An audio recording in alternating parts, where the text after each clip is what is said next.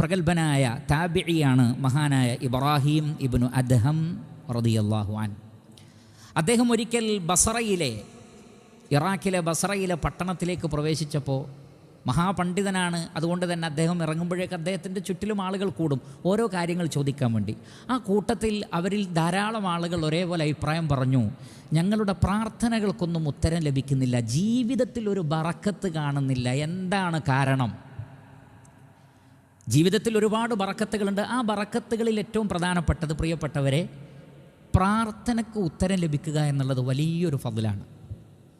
അതുകൊണ്ടാണ് നബി സല്ലല്ലാഹു അലൈഹി വസല്ലമയുടെ ദുആയിൽ കാണാം, വമിൻ ദഅവത്തിൻ ലാ യുസ്തജാബു ലഹ, ഉത്തരം നൽകപ്പെടാത്ത പ്രാർത്ഥനയിൽ നിന്ന് അല്ലാഹുവേ ഞാൻ നിന്നിൽ അഭയം തേടുന്നു. റബ്ബിനോട് പ്രാർത്ഥിക്കേണ്ട വിഷയമാണ് ഇത്, പ്രാർത്ഥനയ്ക്ക് ഉത്തരം കിട്ടാതിരിക്കുന്നത്. പ്രാർത്ഥനയ്ക്ക് ഉത്തരം കിട്ടാതിരിക്കുന്നത് മറ്റൊരു പ്രാർത്ഥനാ വിഷയമാണ് എന്നർത്ഥം. അതുകൊണ്ട് തന്നെ ജീവിതത്തിലെ ഏറ്റവും വലിയൊരു അനുഗ്രഹം എന്ന് പറയുന്നത് നമ്മുടെ ദുആ അല്ലാഹു സ്വീകരിച്ച് നമുക്ക് ഉത്തരം നൽകുക എന്നുള്ളതാണ്. എന്നാൽ ഇത് കാണപ്പെടുന്നില്ല. ധാരാളം ആളുകൾ പലപ്പോഴും പറയാറുള്ളൊരു കാര്യമാണിത്. എന്താണ് പ്രാർത്ഥനയ്ക്ക് ഉത്തരം കിട്ടാത്തത്? എന്താണ് ജീവിതത്തിൽ ബറക്കത്ത് ലഭിക്കാത്തത്?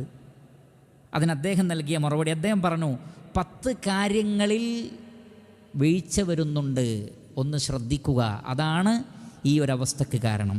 എന്താണ് അദ്ദേഹം പറഞ്ഞത്? അദ്ദേഹം പറഞ്ഞു, അറഫ്തുമുല്ലാഹ് ഫലം തുഅദ്ദു ഹഖ്ഖഹു, നിങ്ങൾക്കൊക്കെ അള്ളാഹുവിനെ അറിയാം, പക്ഷേ റബ്ബിന് കൊടുക്കേണ്ട ഹക്ക് കൊടുക്കുന്നുണ്ടോ എന്നൊന്ന് ചിന്തിക്കുക. ശരിയാണ്, എനിക്കും നിങ്ങൾക്കും അള്ളാഹുവിനറിയാം.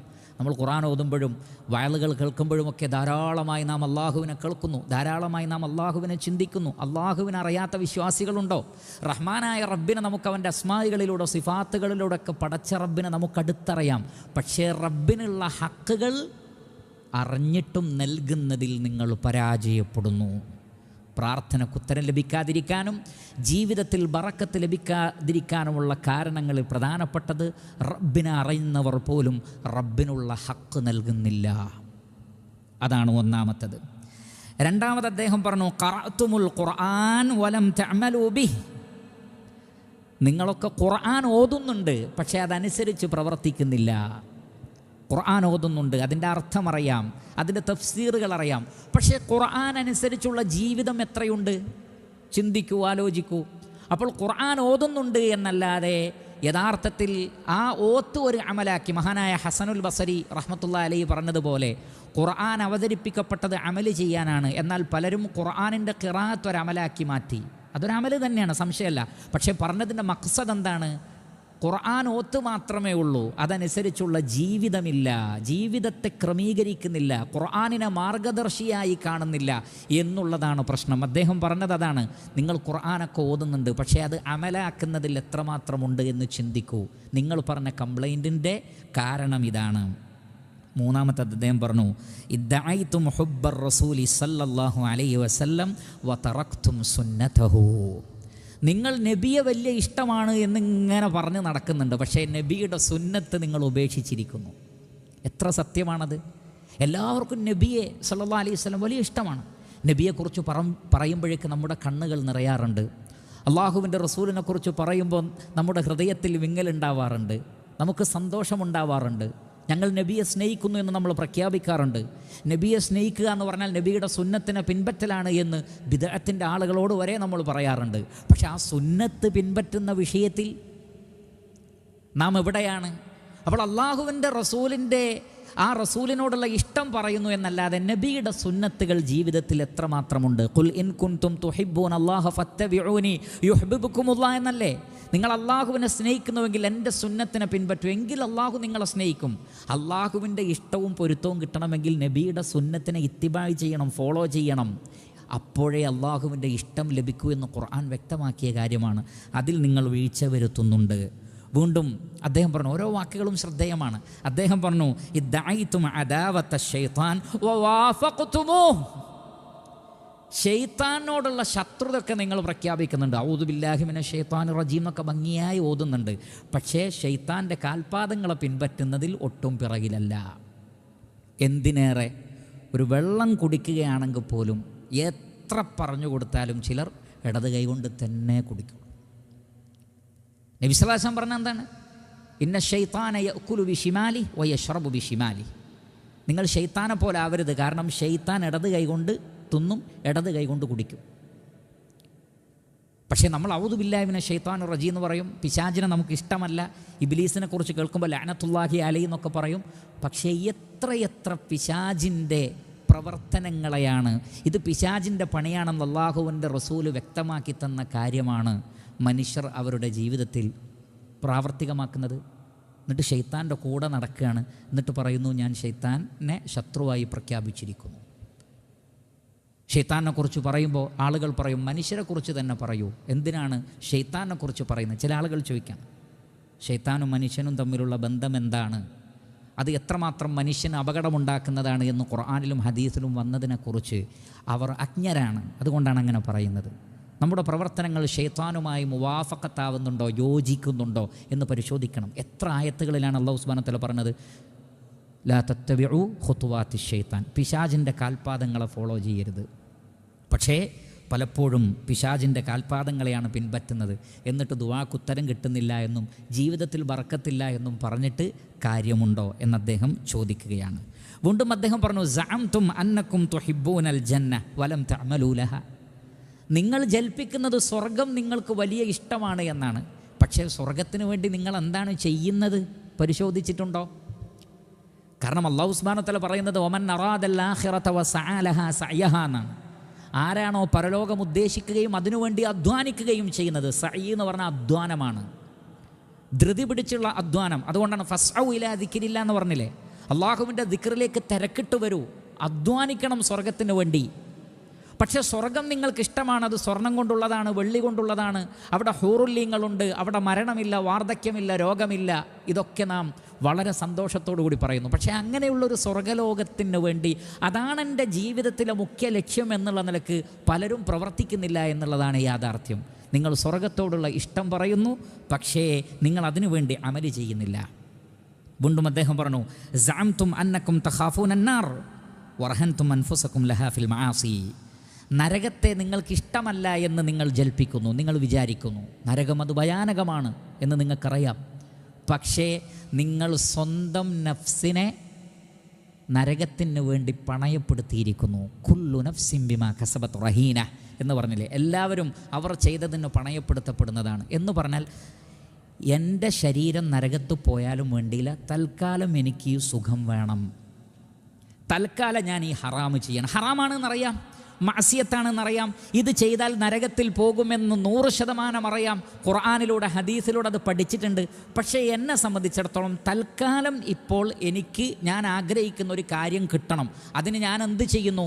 എൻ്റെ ശരീരം നരകത്തിലേക്ക് പോയാലും വേണ്ടിയില്ല, അങ്ങനെ നമ്മുടെ സ്വന്തം ശരീരത്തെ നരകത്തിലേക്ക് പണയപ്പെടുത്തിയിട്ട് ഭൗതികമായ സുഖങ്ങൾക്ക് വേണ്ടി നിങ്ങൾ പ്രവർത്തിക്കുകയും അതിന് മുൻഗണന കൊടുക്കുകയും ചെയ്യുന്നു. പിന്നെ എങ്ങനെയാണ് നിങ്ങളുടെ ദുആക്കുത്തരം കിട്ടുന്നത്? പിന്നെ എങ്ങനെയാണ് നിങ്ങളുടെ ജീവിതത്തിൽ ബറക്കത്തുണ്ടാകുന്നത്? വീണ്ടും അദ്ദേഹം പറഞ്ഞു, ഖുൽതും ഇന്നൽ മൗത ഹഖ്ഖുൻ വലം തസ്തഇദ്ദൂ ലഹ്, നിങ്ങൾ പറയുന്നു മരണം സത്യമാണ്, ഏത് നിമിഷവും മരണം പിടികൂടും. ഇതറിയാത്ത ഏത് വിശ്വാസിയാണുള്ളത്? അല്ലേ? വമാ തദ്രി നഫ്സും മാദാ തക്സിബു ഗദൻ വമാ തദ്രി നഫ്സും ബിഅയ്യി അർളിൻ തമൂത്ത്, എവിടെ വെച്ച് മരണപ്പെടും, നാളെ എന്ത് ചെയ്യുമെന്ന് ഒരാൾക്കും പറയാൻ പറ്റില്ല. രാവിലെ ആയ ഒരാളോട് വൈകുന്നേരം പ്രതീക്ഷിക്കേണ്ടെന്നാണ് പറഞ്ഞത്, സത്യമല്ലേ? വൈകുന്നേരമായ ഒരാളോട് രാവിലെ നിങ്ങൾക്ക് കിട്ടുമെന്ന് പ്രതീക്ഷിക്കേണ്ട എന്നാണ് പറഞ്ഞത്, സത്യമാണ്. ഇതൊക്കെ നമുക്കറിയാം. എന്നിട്ടും നിങ്ങൾ മരണാനന്തര ജീവിതത്തിന് വേണ്ടി ഒരുങ്ങുന്നില്ല. ഞാനിപ്പോൾ മരിക്കുകയാണെങ്കിൽ ക്ലിയറാണ് എൻ്റെ കിതാബ്, ഞാനൊക്കെ ക്ലിയർ ചെയ്തിട്ടുണ്ട്. വ്യക്തികളോടുള്ള ഇടപാടുകൾ, റഹ്മാനായ റബ്ബിനോടുള്ള ഹക്കുകൾ, ഇതൊക്കെ ക്ലിയറാണ്. അതുകൊണ്ട് തന്നെ ഖബറിൽ പോയാൽ, മഹ്ശറിൽ ചെന്നാൽ എനിക്ക് വലിയ ബുദ്ധിമുട്ടൊന്നും ഉണ്ടാവില്ല എന്ന് ഉറപ്പുള്ള എത്ര പേർ നമ്മുടെ കൂട്ടത്തിലുണ്ടാകും? ഞാനും നിങ്ങളും ഗൗരവത്തിൽ ചിന്തിക്കേണ്ടതാണ്. അതാണ് അല്ലാഹു സുബ്ഹാനഹു വ തആല പറഞ്ഞത്, ഇത്തഖുല്ലാഹ് വൽ തൻളുർ നഫ്സും മാ ഖദ്ദമത് ലിഗദിൻ. വല്ലാത്തൊരു വാക്കല്ലേ? ഓരോരുത്തരും നാളേക്ക് വേണ്ടി എന്താണ് റെഡിയാക്കിയത് നോക്കണമെന്ന്. നാളെ എന്നാണ് പറഞ്ഞത്, കാരണം അതിന് വിദൂരമായി അള്ളാഹു അവതരിപ്പിച്ചില്ല. അത് വിദൂരമല്ല എന്നർത്ഥം, നാളേക്ക് വേണ്ടി. അപ്പോൾ ഇന്ന് ഒരുങ്ങണം, കാരണം നാളെ പോവാനുള്ളതാണ്. അതാണ് അല്ലാഹു സുബ്ഹാനഹു വ തആല പറയുന്നത്. അതുകൊണ്ട് നാളേക്ക് വേണ്ടി എന്താണ് റെഡിയാക്കിയത് എന്ന് നോക്കണം. നബി സല്ലല്ലാഹു അലൈഹി വസല്ലം ചോദിക്കപ്പെട്ടില്ലേ, ബുദ്ധിയുള്ള മുഅ്മിൻ ആരാണ്, ബുദ്ധിമാനായ മുഅ്മിൻ? നബി സല്ലല്ലാഹു അലൈഹി വസല്ലം പറഞ്ഞു, അക്സറുഹും ലിൽ മൗതി ദിക്റ വ അഹ്സനുഹും ലിമാ ബഅദഹു ഇസ്തിഅദാദ. മരണത്തെ ധാരാളമായി ഓർക്കുന്നവനും മരണാനന്തര ജീവിതത്തിലേക്ക് വിഭവങ്ങൾ ഒരുക്കുന്നവനുമാണ് ബുദ്ധിമാൻ. പക്ഷേ പലരും മരണത്തെക്കുറിച്ച് പറയുന്നുണ്ടെങ്കിലും അവർ അതിനു വേണ്ടി ഒരുങ്ങുന്നില്ല. പിന്നീട് അദ്ദേഹം പറഞ്ഞു, അതും ശ്രദ്ധേയമായ വാക്കാണ്, ഇഷ്തഗൽതും ബിഉയൂബിന്നാസ് വതറക്തും ഉയൂബക്കും. നിങ്ങളുടെ തിരക്ക് മറ്റുള്ളവരുടെ കുറ്റം കണ്ടുപിടിക്കലാണ്. ഭയങ്കര തിരക്കിട്ട പണി മനുഷ്യന് രാവിലെ മുതൽ വൈകുന്നേരം വരെ, അല്ലെങ്കിൽ ഉറങ്ങാൻ കിടക്കുന്നത് വരെ ആർക്കൊക്കെ എന്തൊക്കെ ന്യൂനതയുണ്ട്, ആരുടെയൊക്കെ ഈമാനിനെ ചോദ്യം ചെയ്യാം, ആരുടെയൊക്കെ തഖ്വയെ ചോദ്യം ചെയ്യാം, ആരുടെയൊക്കെ ഇഖ്ലാസിനെ ചോദ്യം ചെയ്യാം, ആരൊക്കെ മുനാഫിക്കാണെന്ന് പ്രഖ്യാപിക്കാം, ആരൊക്കെ മുശ്രിക്കാണെന്ന് പ്രഖ്യാപിക്കാം, ആരൊക്കെ മോശക്കാരാണ് എന്ന് പ്രഖ്യാപിക്കാം. ഇങ്ങനെ ജനങ്ങളുടെ ഐബ് അന്വേഷിച്ചുള്ള നടത്താണ്. പക്ഷെ നിങ്ങൾ നിങ്ങളുടെ ഐബിനെക്കുറിച്ച് ചിന്തിക്കുന്നേ ഇല്ല. എനിക്കെന്തൊക്കെ പോരായ്മ ഉണ്ട് അതല്ലേ ചിന്തിക്കേണ്ടത്? സ്വഹീഹായ ഹദീസിൽ വന്നിട്ടുണ്ട്, നബി സല്ലല്ലാഹു അലൈഹി വസല്ലം പറയുകയാണ്, നിങ്ങൾ മറ്റുള്ളവരുടെ കണ്ണിലെ കരടിനെക്കുറിച്ച് പറയുന്നു, നിങ്ങളുടെ കണ്ണിലാകട്ടെ അതിനേക്കാൾ വലിയൊരു വിറക് കൊള്ളിയുണ്ട്. ഒരു വിറക് കൊള്ളി കണ്ണിൽ വെച്ചിട്ടാണ് മറ്റൊരാളുടെ കണ്ണിലെ ചെറിയ പൊടിയെക്കുറിച്ച് പറയുന്നത്. സ്വഹീഹായ ഹദീസിൽ വന്നതാണ്. മനുഷ്യൻ അങ്ങനെയാണ്, മറ്റുള്ളവരുടെ ന്യൂനതകളുടെ പിന്നാലെ പോയിട്ട് തിരക്കിട്ട പണിയാണ്. അവനവൻ്റെ ഐബുകൾ പരിശോധിച്ച് അത് നേരെയാക്കുന്നതിൽ ആരും ശ്രദ്ധ കാണിക്കുന്നില്ല. എനിക്കെന്തൊക്കെ പോരായ്മയുണ്ട്, ഞാൻ എവിടെയാണത് പരിഹരിക്കേണ്ടത്, ഇത് ചിന്തിക്കുന്നില്ല. പിന്നെ എങ്ങനെ നിങ്ങളുടെ പ്രാർത്ഥനയ്ക്ക് ഉത്തരം ലഭിക്കും? പിന്നെ എങ്ങനെ നിങ്ങളുടെ ജീവിതത്തിൽ ബറക്കത്തുണ്ടാകും? അദ്ദേഹം വീണ്ടും പറയാണ്, അഖൽതും നിഅമല്ലാഹ് വലം തഷ്കുറൂഹ്. അള്ളാഹുവിൻ്റെ അനുഗ്രഹങ്ങൾ നിങ്ങൾ തിന്നുകൊണ്ടിരിക്കണം. ആ വേർഡാണ് ഉപയോഗിച്ചത്. അള്ളാഹുവിൻ്റെ അനുഗ്രഹങ്ങൾ. രാവിലെ മുതൽ നമ്മൾ ഭക്ഷണം കഴിക്കാൻ തുടങ്ങുന്നു, നമ്മുടെ ദാഹത്തിന് വെള്ളം, വിശപ്പിന് ഭക്ഷണം, മറ്റു ഒട്ടനവധി അനുഗ്രഹങ്ങൾ. വഇൻ തഉദ്ദൂ നിഅമത്തല്ലാഹി ലാ തുഹ്സുഹ. അള്ളാഹുവിൻ്റെ അനുഗ്രഹങ്ങൾ എണ്ണിക്കണക്കാക്കാൻ വിചാരിച്ചാൽ സാധ്യമല്ലത്. എന്നിട്ടും നിങ്ങൾ റബ്ബിന് ശുക്ർ കാണിക്കുന്നുണ്ടോ? എന്താണ് അല്ലാഹു സുബ്ഹാനഹു വ തആല പറഞ്ഞത്? വഖലീലും മിൻ ഇബാദിയശ് ശകൂർ. എൻ്റെ അടിമകളിൽ വളരെ കുറച്ച് ആളുകളെ നന്ദി കാണിക്കുന്നുള്ളൂ. വല്ലാത്ത വാക്കല്ലേ? ഇബ്ലീസ് റബ്ബിനോട് പറഞ്ഞ എന്താണ്? മനുഷ്യനെ ഞാൻ നന്ദി കെട്ടവനാക്കുമെന്നാണ്. ഇബ്ലീസ് നമ്മളെ പിടികൂടിയിട്ടുണ്ടോ? ചിന്തിക്കണം. എന്താണ് ഇബ്ലീസ് റബ്ബിനോട് പറഞ്ഞത്? വലൻ തജിദ അക്സറഹും ഷാക്കിരീൻ. മനുഷ്യരിൽ മഹാഭൂരിപക്ഷത്തെയും നന്ദിയുള്ളവരായി നിനക്ക് കണ്ടെത്താൻ കഴിയില്ല, ഞാൻ അവരെ നന്ദി കെട്ടവരാക്കും. ഇബ്ലീസിൻ്റെ ഏറ്റവും വലിയ ഡ്യൂട്ടികളിലൊന്ന് മനുഷ്യനെ നന്ദി കെട്ടവനാക്കലാണ്. ഇന്നൽ ഇൻസാന ലി റബ്ബിഹി ലകനൂദ്. മനുഷ്യൻ തൻ്റെ റബ്ബിനോട് അങ്ങേയറ്റം നന്ദി കെട്ടവനാണ് എന്ന്. അപ്പോൾ അള്ളാഹുവിൻ്റെ അനുഗ്രഹങ്ങൾ ആസ്വദിച്ചുകൊണ്ട് നന്ദി കാണിക്കുന്നതിൽ നിങ്ങൾ എവിടെ നിൽക്കുന്നു എന്ന് നിങ്ങൾ ചിന്തിക്കുക. 10ാമത് അദ്ദേഹം പറഞ്ഞത്, ദഫൻതും മൗതാക്കും വലം തഅ്തബിറൂ ബിഹിം. നിങ്ങളുടെ കൂട്ടത്തിൽ മരണപ്പെട്ടവരെ നിങ്ങൾ ദഫൻ ചെയ്തു, ഖബറടക്കി, എന്നിട്ടും നിങ്ങൾക്കതിൽ നിന്ന് ഗുണപാഠമൊന്നും കിട്ടിയില്ലേ? നിങ്ങളുടെ കൂടെ ഉണ്ടായിരുന്ന ബന്ധുമിത്രാദികളെ നിങ്ങൾ ഖബറടക്കി, 6 അടി മണ്ണിൽ അവരെ വെച്ച് അതിൻ്റെ മേലെ സ്ലാബിട്ട് അതിൻ്റെ മേലെ മണ്ണിട്ട് വന്നിട്ടും, ഇന്നലെ ഇതേപോലെ എൻ്റെ കൂടെ ഉണ്ടായിരുന്ന ആളാണ്, എൻ്റെ ബെഡിലുണ്ടായിരുന്ന ആളാണ്, ഞങ്ങൾ ഒരുമിച്ച് ഭക്ഷണം കഴിച്ചതാണ്, ഞങ്ങൾ ഒരുമിച്ച് യാത്ര ചെയ്തതാണ്, ഇന്നിതാ ആ മനുഷ്യനെ ഞാൻ 6 അടി മണ്ണിൽ വിട്ടേച്ച് പോവുകയാണ്, മണ്ണ് വാരിയിട്ട് പോവുകയാണ്. നാളെ ഇതേപോലെ ഞാനും കിടക്കേണ്ടി വരില്ലേ എന്ന് നിങ്ങൾ ചിന്തിച്ചോ? എന്താണ് നബി സല്ലല്ലാഹു അലൈഹി വസല്ലം പറഞ്ഞത്? കഫാ ബിൽ മൗതി വാഇള. അല്ലെങ്കിൽ സ്വഹാബികളുടെ ഖൗലാണ്, കൃത്യമായി ഞാൻ ഓർക്കുന്നില്ല. കഫാ ബിൽ മൗതി വാഇള. മരണത്തേക്കാൾ വലിയ ഒരു വയലുകാരൻ വേറല്ലാണ്. ഏറ്റവും വലിയ ഉപദേശകൻ മരണമാണ്. മരണം വയല് പറയും, ഏറ്റവും വലിയ ഉപദേശം മരണം നൽകും.